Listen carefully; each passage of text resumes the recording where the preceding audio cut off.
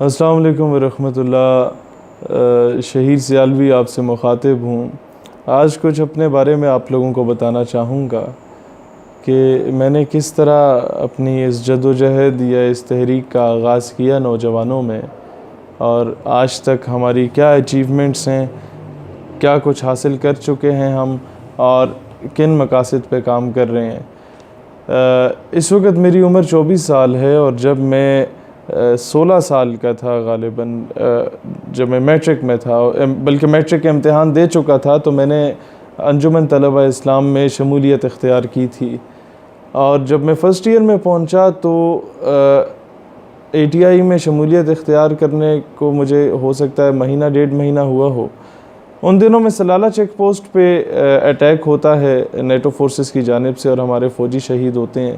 تو سب سے پہلا جو احتجاج تھا وہ میں نے فرسٹ ایئر میں کیا تھا، اور تمام جو آرمی آفیسرز، آرمی کے جوان اور ہمارے جتنے بھی نوجوان تھے، ان کے جو مطلب آرمی آفیسرز کے بچے تھے، جوانوں کے بچے تھے، ان سب کو میں نے آن بورڈ لیا کہ یار ان کی جگہ ہمارے بھی والد ہو سکتے تھے، تو لہٰذا ہم لوگوں نے احتجاج کرنا ہے۔ ہم لوگوں نے احتجاج کیا وہاں پہ، اور وہاں پہلا پروگرام تھا، تلاوت بھی میں نے خود کی، نعت شریف بھی میں نے خود پڑھی، اور تقریر بھی میں نے خود کی، اور نعرہ بھی میں نے خود لگایا۔ پھر میڈیا والوں کے دفتروں میں جا کے ان کی منتیں تلے بھی میں نے خود کی کہ بھئی ہم نے احتجاج کیا، اس کی خبر بھی لگا دو۔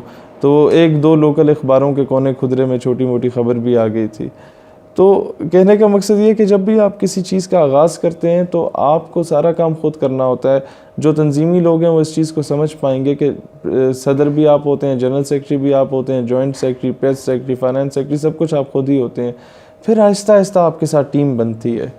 خیر وہاں سے ہم نے شروع کیا۔ دین 2012 میں جب گستاخانہ فلم بنتی ہے امریکہ میں، حضور صلی اللہ علیہ وسلم کے خلاف ٹیری جونز بناتا ہے، تو تب میں FG سر سید کالج میں پڑھتا تھا۔ جو پہلی ریلی ہم نے نکالی نیٹو کے خلاف وہ تو تھی تب میں army public school and college ordnance road Rawalpindi میں پڑھتا تھا، اور اس کے باہر ہی وہ ہمارا احتجاج ہوا۔ ایک دو ہفتے میں نے اس کالج میں پڑھا، دین میں شفٹ ہو گیا FG سر سید کالج میں۔ وہ والد صاحب کے ایک دوست تھے، وہ کہتے تھے کہ میرے 3 بچے سر سید سے پڑھیں، تینوں ماشاءاللہ کپتان ہیں۔ تو آپ نے کہا ہاں ایسے بھی فوج میں بھیجنا ہے۔ ایسے عموماً ہوتا ہی ہے فوجی لوگوں میں کہ کوئی اگر فوجی کسی چیز کو ریکمینڈ کر دیتا ہے تو اس کی بات پتھر پہ لکیر ہوتی ہے۔ تو خیر ان کے کہنے پہ میں چلا گیا، حالانکہ APS میں پروکٹر بھی بن چکا تھا، تو جانے کا موڈ بالکل نہیں تھا، لیکن والد صاحب کا حکم تھا، سر آنکھوں پہ تھا۔ میں چلا گیا سر سید میں۔ اب سر سید میں جا کے میں نے طلبہ تنظیموں میں صحیح طریقے سے ایکٹیو ہو گیا، کیونکہ APS آرڈننس میں آپ ذرا سا بھی اونچ نیچ کرتے تھے تو آپ کے گھر میں کال چلی جاتی تھی۔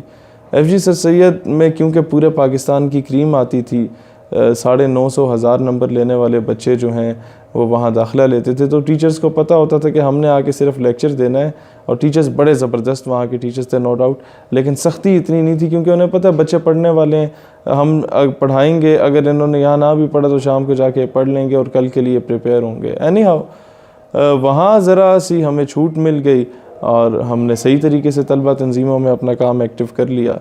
انجمن طلبہ اسلام کا مجھے ضلع اٹک کا ناظم بنایا گیا کچھ عرصے کے لیے کہ آپ وہاں کی باڈی تشکیل دیں اور پھر واپس آ جائیں۔ تو ایک میرے خیال ہے 3-4 ہفتے کی بات تھی، 1 مہینہ تھا، میں ناظم بنا۔ اس کے بعد میں پنڈی کینٹ کا ناظم بنا، راول پنڈی کینٹ کا۔ تو ٹیری جونز نے ان دنوں میں فلم بنائی گستاخانہ، اور میں نے تقریباً اسکالرس کالج ایک ہوتا تھا، FG سر سید کالج ہوتا تھا، لالہ زار میں ایک فوجی فاؤنڈیشن کالج ہوتا تھا، وہ بھی بہت زبردست 12 کور کا انڈر آتا ہے، اس کا تھا کالج تھا 12 کور یا 10 کور، ایک تو کوئٹہ ہوتی ہے، ایک پنڈی، میں مکس کر چکا ہوں، خیر وہ تھا، اور APS آرڈننس، یہ 4 کالج تھے، ایک APS ویسٹرز تھا 5واں۔ اور مطلب ان کالجز سے میں نے 2 دن کے شارٹ نوٹس پہ 2000 بچوں کو نکالا، اور 1000 وکیل ہم نے پنڈی کچہری میں جا کے کیمپین چلائی، کیونکہ ہمارا کالج پنڈی کچہری کے ساتھ تھا، اور وہاں 3500-4000 رجسٹرڈ وکلاء تھے۔ تو 17 سال اس وقت میری عمر ہو چکی تھی، اور اس وقت ہم لوگوں نے 3000 بندوں کا جلوس نکالا، اور ہم لوگوں نے امریکن ایمبیسی کی طرف مارچ کیا۔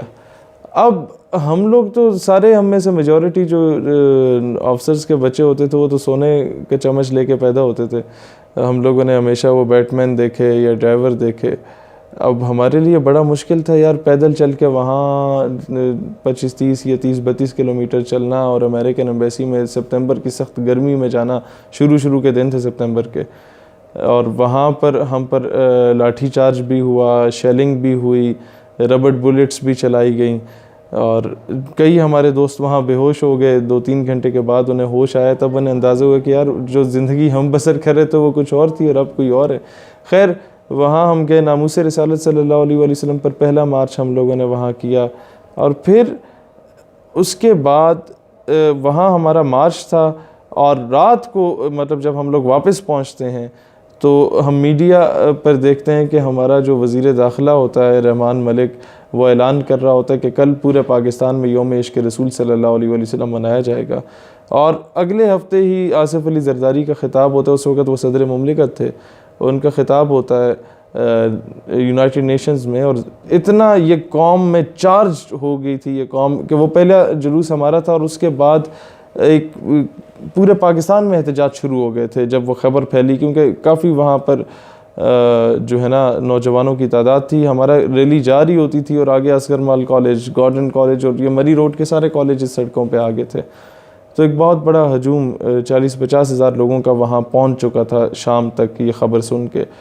اور خیر آصف علی زرداری یونائٹڈ نیشنز میں گئے, اور زرداری جیسے بندے نے جا کے وہاں پر بات کی, امریکہ کو کہا کہ بھئی ہم آپ کے ساتھ مل کے چلنا چاہتے ہیں, لیکن ناموس رسالت صلی اللہ علیہ وسلم کے معاملے پہ یہ بہت حساس معاملہ ہے, اور میری قوم کبھی بھی اس طرح کی چیز کو برداشت نہیں کر سکتی. آپ اگر کوئی غلط کام آپ کے ملک کا کوئی باشندہ کرتا ہے تو ایسا سٹینس ہوا. تو جو یہ ہمارا انیشیٹو تھا اس کا بڑا پازیٹیو رزلٹ آیا.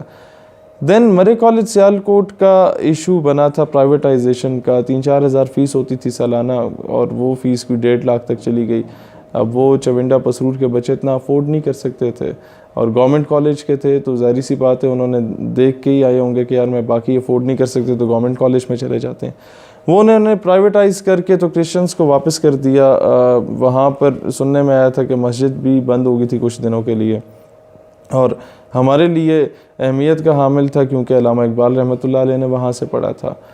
تو ہم لوگوں نے وہ کالج 2 ہفتے بند رکھا سیالکوٹ کا. اس وقت میں انجمن طلبہ اسلام کا اسلام آباد شہر کا ناظم بن چکا تھا. میں 2 بار ان الیکٹڈ ناظم رہا ATI اسلام آباد کا.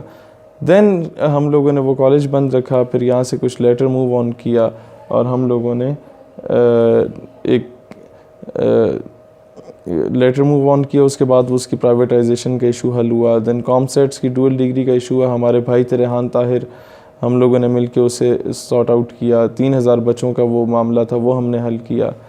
فیڈرل بورڈ کا کرپشن کا کوئی کیس تھا, کرپشن کا ان اے سینس کہ وہ پیپر لیک آؤٹ ہو جاتے تھے, اور کئی بچوں کے ریزلٹس ان ایکسپیکٹڈ آئے تھے کہ فرسٹ ایئر میں ان کے مارکس اگر 80% ہیں تو سیکنڈ ایئر میں وہ 30-40% آ رہے ہیں.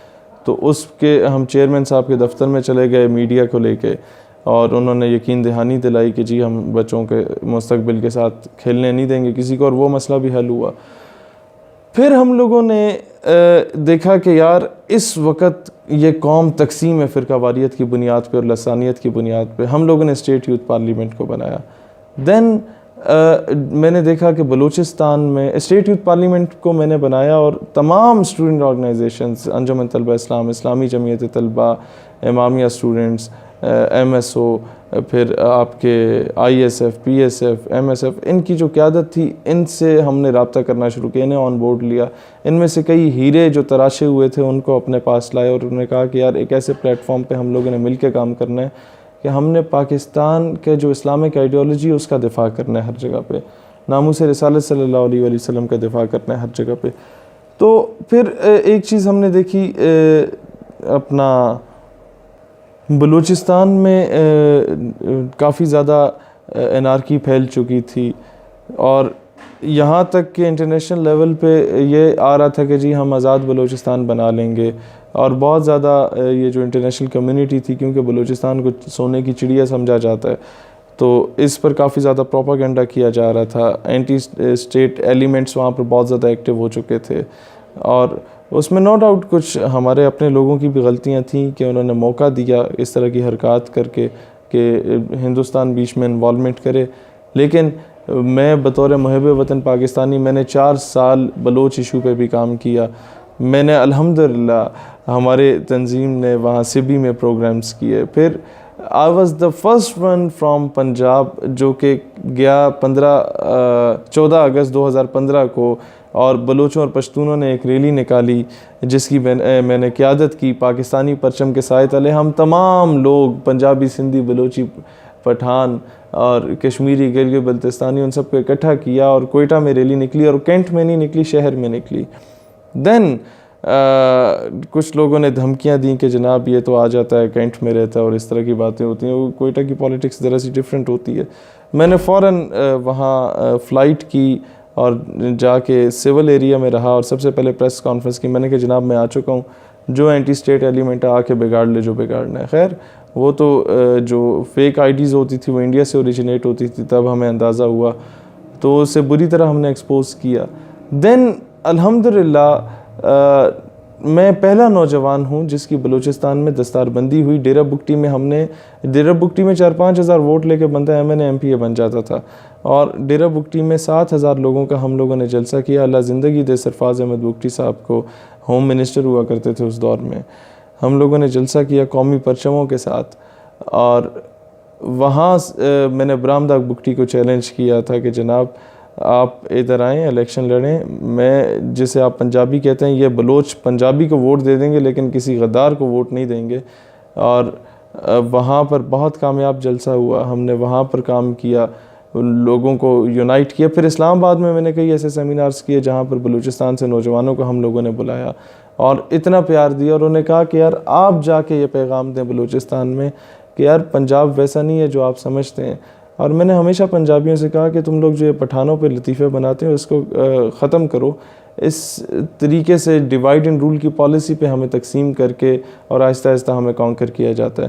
پھر جب منظور پشتین صاحب نکلے KPK اور فاٹا کے ایریاز میں اپنے حقوق کی جنگ لڑنے میں، اس پہ کامنٹ نہیں کرنا چاہوں گا، لیکن اس چیز کو لے کے بڑا نیگیٹو پروپیگنڈا دشمنوں نے شروع کر دیا کہ یہ پاکستان سے علیحدگی چاہتے ہیں، حالانکہ ان کے مطالبات میں سے کہیں یہ مطالبہ نہیں تھا.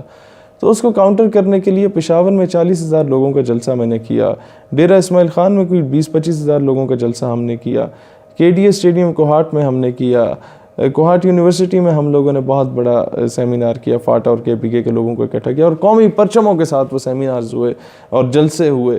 اور انٹرنیشنل کمیونٹی کو یہ پیغام گیا کہ KPK کے لوگوں کو اسی طریقے کے گریوینسز ہو سکتے ہیں، ناراضگیاں ہو سکتی ہیں اداروں کے ساتھ یا گورنمنٹ کے ساتھ جس طرح دوسرے صوبوں کے لوگوں کو ہے، لیکن یہ محب وطن لوگ ہیں، یہ پاکستان سے علیحدگی نہیں چاہتے. یہ وہ لوگ ہیں جنہوں نے کشمیر کو آزاد کروایا، جو آج ہمارے پاس آزاد کشمیر کی صورت میں. یہ وہ لوگ ہیں جنہوں نے جہاد افغانستان میں اپنا کردار ادا کیا. یہ وہ لوگ ہیں جو ہمیشہ اولین صفوں میں رہے. اور مجھے تو وہ واقعہ نہیں بھولتا کہ وہ پٹھان ماں GHQ میں 6 ستمبر کی تقریب تھی اور اسے بلایا جاتا ہے، کہا جاتا ہے تمہارا بیٹا شہید ہوا ہے، کیا تاثرات ہیں. تو میں سمجھتا ہوں کہ وہ سمجھ رہا تھا کہ وہ آئے گی، روئے گی کہ بیٹا بڑا یاد آتا ہے، لیکن آفرین ہے اس پٹھان ماں پہ. آتی ہے اور کہتی ہے وطن چر خپمش ہے، وطن پریشان نہ ہو، پٹھان ماں زندہ ہیں جو اپنے بچوں کو تجھ پہ قربان کرنے کے لیے ہر وقت تیار ہیں. تو یہ پیغام جا کے ہم لوگوں نے دیا. اور الحمدللہ پھر اس کے بعد ہالینڈ میں جب گستاخانہ خاکے شائع ہوئے تھے تو اس کے خلاف پہلی آواز ہمارے تنظیم بنی. ہم نے پورے پاکستان سے 20-25 ہزار نوجوانوں کو اکٹھا کیا. اس میں میں شکر گزار ہوں تحریک لبیک کا بھی، ان کی بہت زیادہ تعداد وہاں پر تھی. اور مولانا فضل الرحمان کے لوگ ہم سب سے پہلے پہنچ گئے تھے ہماری کال پہ لبیک کہتے ہوئے. سپہ صحابہ کے لوگ وہاں پر آئے تھے، وہاں پر آپ کے امام بارگاہوں کے لوگ وہاں پر آئے تھے. مجھے اتنی خوشی ہوئی کہ یار جو لوگ ایک دوسرے سے سلام نہیں کرتے تھے کسی دور میں، آج وہ حضور صلی اللہ علیہ وسلم کی عزت، حرمت اور ناموس کی خاطر ایک پلیٹ فارم پہ اکٹھے ہوئے ہیں. تو پیغام جو میں نوجوانوں آپ لوگوں کو دینا چاہتا ہوں. اچھا خیر اس میں بھی بتاتا ہوں کہ ہالینڈ ایمبیسی میں کے سامنے ہم نے احتجاج کیا. 7-8 گھنٹے ہمارے مذاکرات جاری رہے اپنی انتظامیہ کے ساتھ. اور آن دا ویری نیکسٹ ڈے جو ورکنگ ڈے تھا، ہماری جو یونائٹڈ نیشن میں پاکستان کی ریپریزنٹیٹیو ہے، اس نے جا کے اس پر آواز اٹھائی. اور یونائٹڈ نیشن میں ہمارا پیغام پہنچا. ہمارے فارن آفس نے اس وقت ہمیں یقین دہانی دلائی تھی اور انہوں نے جا کے پیغام پہنچایا. The least what we can do for رسول اللہ صلی اللہ علیہ وسلم وہ ہم نے کیا. تو نوجوانوں دیکھیں، میں آپ کو اکثر کہتا ہوں، ہم سے لوگ کہتے تھے یار ابھی نکل رہے ہو، پولیس آپ پہ فائرنگ کر سکتی ہے، ادارے خلاف ہو سکتے ہیں، گورنمنٹ خلاف ہو سکتی ہے. آپ نے دیکھنا کہ آپ کی کاز ایک نوبل کاز ہے. فضائے بدر پیدا کرنا آپ کا کام ہے، آپ کی مدد اور نصرت کے لیے فرشتے بھیجنا یہ پھر اللہ تعالیٰ کا کام ہے. تو ہمیشہ ایک کاز کے لیے کام کریں، اسلامک آئیڈیالوجی کے لیے کام کریں پاکستان کی، اور پھر ناموس رسالت اور ختم نبوت صلی اللہ علیہ وسلم کے لیے کام کریں. آپ دیکھیں کہ آپ کو اندازہ ہو جائے گا کہ کائنات کی ساری عزتیں رسول اللہ کے صدقے ہیں. مجھے تو کوئی بھی نہیں جانتا تھا اپنے اسکول میں، لیکن آج دنیا کے ہر کونے سے پاکستانی یا اردو سپیکنگ جو ہماری بات سمجھ سکتے ہیں وہ کالیں کرتے ہیں، پیار دیتے ہیں. وہ کس وجہ سے؟ وہ اسی نسبت سے. انہیں جانا، انہیں مانا، نہ رکھا غیر سے کام، للہ الحمد میں دنیا سے مسلمان گیا. پاکستان پائندہ باد.